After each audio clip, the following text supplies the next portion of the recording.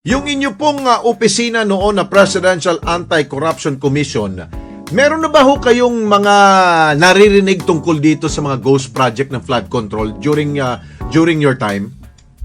Meron po, pero kakaunti. Pero linawin ko, Sir Alex, Opo. ang corruption sa DPWH, flood control, ghost projects, goes beyond our times. Yun. GMA, Pinoy, times, meron ng mga flood controls, meron ng mga ghost projects.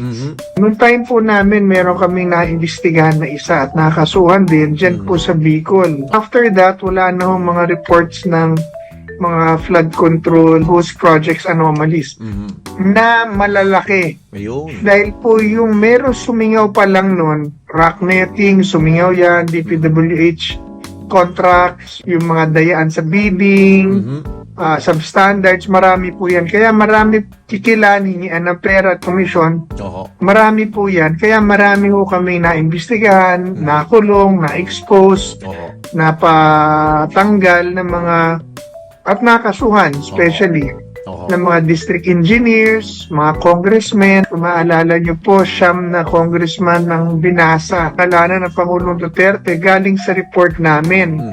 Tapos 14 na district engineers, kung kasali rin sa report na yun, na sinibak at kinasuhan lahat po sa pwesto.